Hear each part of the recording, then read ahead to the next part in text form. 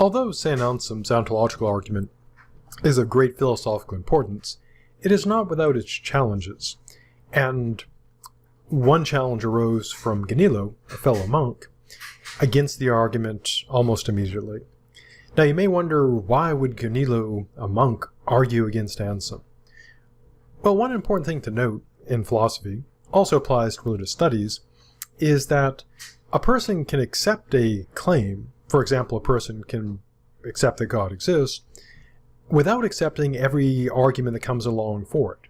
So there's a distinction between accepting that a claim is true and accepting that an argument for that claim is good. Because you can have terrible arguments for claims that are true.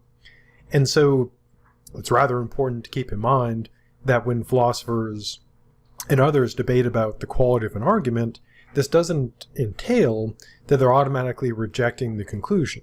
So someone can challenge arguments for God's existence without being an atheist. In fact, they could be a devout believer. They just are critically assessing an argument. So if someone says, pineapples are fruit, cats are mammals, God exists, I mean, if someone believes God exists, they'll accept that God exists, but that would be a terrible argument. So it's important to distinguish between whether a claim is true or false and whether the logic offered to support that claim as a conclusion is good or bad. So what's going on with Gaunilo's challenge and doubt? Well, here's his challenge. He says, suppose it said a being which cannot even be conceived in terms of any fact is in the understanding. Now Gaunilo is careful here not to go after, God. So he doesn't say God. He's carefully sticking to Anselm's argument. And so he's not rejecting God's existence, he's criticizing Anselm's argument. Gaunilo does accept that this being is in his understanding. But, and this is later borrowed by Immanuel Kant later, as we'll see in the future, but he will not accept that it has a real existence until a proof is provided. So that's his challenge. What is his doubt? Well, his doubt goes like this. Anselm claims this being, that which nothing greater can be conceived, exists. Otherwise, this being, which is greater than all, will not be greater than all. Now, Gaunilo's doubt gets to the heart of the matter. Gaunilo's doubt is that this being, that is just in one's mind, is greater than any real object. So essentially he's doubting Anselm's reasoning. Because Anselm's reasoning is, well, if you're thinking of the greatest being and it's just in your mind, it can't be the greatest being because a being outside your mind that exists would be greater. And Gaunilo is suspicious. And he claims the only existence that this has is the same as when the mind, from a word heard, tries to form the image of an unknown object. For example, think of like a creature from mythology or a made-up creature from like a video game or fantasy or science fiction. If you hear, someone talk about a chimera, if you've never seen a chimera, you'll try to imagine what it might be like. And Gaunilo's doubt is essentially that Anselm's argument's not going to work. And his doubt continues. How is the existence of that being proved from the assumption that it is greater than all other beings? And so he doubts Anselm's demonstration, which is another term for proof. Because we think today of a demonstration often in terms of like a software demonstration or product demo showing something off, or like a political demonstration, like protesting. But it also means to prove. So if someone offers a, say, philosophical demonstration, they're not like getting up there showing off some philosophy stuff, they're trying to offer a proof. And so he doubts Anselm's alleged proof. He does not admit that this being is in his understanding, even the way in which many objects, whose real existence is uncertain and doubtful, are in his understanding. He doesn't give a concrete example, but you can imagine, things that people think may exist, but they're not entirely sure. Like perhaps like ghosts, for example, or fantastic creatures like, griffins and dragons. He contends that it should be proved first that this being really exists, then, from the fact that it is greater than all, we would conclude that it also subsists in itself. So that's kind of his setup. What he's best known for, though, is his main attack against Anselm, which is the perfect island argument, which goes like this.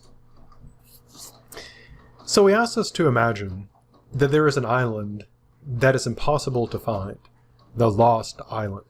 And I don't know if this had any influence on the show Lost. One imagines perhaps so, but no connection to it, probably. So this island has incredible wealth, no owner, no inhabitants, and so it's more excellent than all other places which are already claimed and inhabited. Now, if someone claimed there's such an island, if I were to say to you, there is this perfect island with incredible wealth, no owner or inhabitant, it is the most excellent, a perfect island. Gaunilo says he would understand those words, and presumably, if I say there's this perfect island, you would know what I meant. So where is this going? So this stage, it's okay, perfect island. I get what that means. Now, what he uses here is parity of reasoning. Not like parody, like, making fun of it, like comedy, but parity, like on par. And I'll give some more details about this in a bit. So here's how he reasons. And what he's doing is this. He's going to use the same logic as Anselm, using the perfect island in place of the perfect being, and show that this leads to absurdity. And therefore, classic reductio absurdum, he's going to say that Anselm's argument doesn't work because an argument just like it doesn't work. So here's how he goes. He begins by saying, you cannot doubt that this most excellent of islands exists somewhere. Why? Well, he's using the exact reasoning of Anselm. You have no doubt that it is in your understanding. And it is more excellent not to be in the understanding alone, but to exist in the understanding and in reality.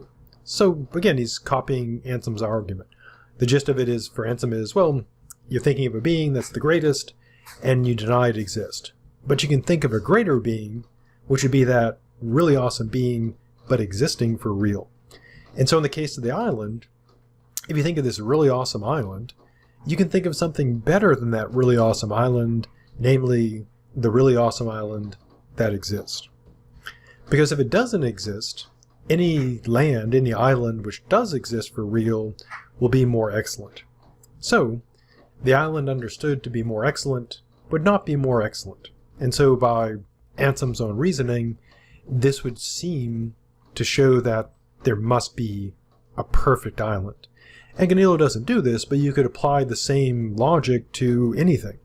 You could have the perfect toothbrush argument, the perfect weasel argument, the perfect avocado argument, perhaps on toast.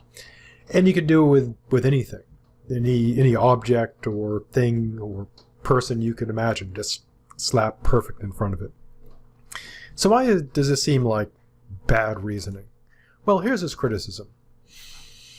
If someone tried to persuade him, Gaunilo, by such reasoning, he would assume the person was jesting, or regard him, or himself, a fool. Which, again, if someone said to you, hey, I got a perfect island, you want to buy it? And you said, well, how do I know it exists? And they say, well, think of it. If it didn't exist, it wouldn't be perfect. But it is perfect, so it exists. You definitely wouldn't fall for that. So what he claims is what needs to be done is this. The hypothetical excellence of this island would need to be shown to exist for real. That it is not an unreal object, or one whose existence is uncertain in Gaunilo's understanding. So he concludes this method is flawed. So what's his method? In a bit more detailed and also somewhat more generalized. Well, what he's doing is this. He's combining, as I mentioned before, what's called parity, as opposed to parody, of reasoning, with a reduction to absurdity. The reductio ad absurdum. In parity of reasoning, is to use reasoning that parallels the reasoning in question. In this case, Gaunilo is using the same line of reasoning as Anselm. And in this context, to reduce something to absurdity is to prove that a claim is implausible, or false, by drawing an absurd or contradictory conclusion from it. And so in this particular example, the perfect island, what Gaunilo is doing is drawing an absurd conclusion by using Anselm's method, and concluding, therefore, if this logic can lead to absurd conclusions in these cases, it follows by analogy that it would also be absurd in Anselm's case, so by reductio ad absurdum, Anselm's reasoning is terrible. So more formally, what would a parity of reasoning look like? Well, in this context, it would look like this. You would have premise 1, argument A has form or logic L, premise 2, argument B has form or logic L, premise 3, argument B is flawed, or alternatively good, conclusion, argument A is flawed, or alternatively good. Less formally, what you're essentially doing is saying these arguments are alike.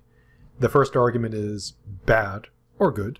Therefore, the second argument is logically bad or good. And essentially, this is a version of an analogical argument. We're saying the two arguments are alike in certain ways, therefore they're alike in the critical way.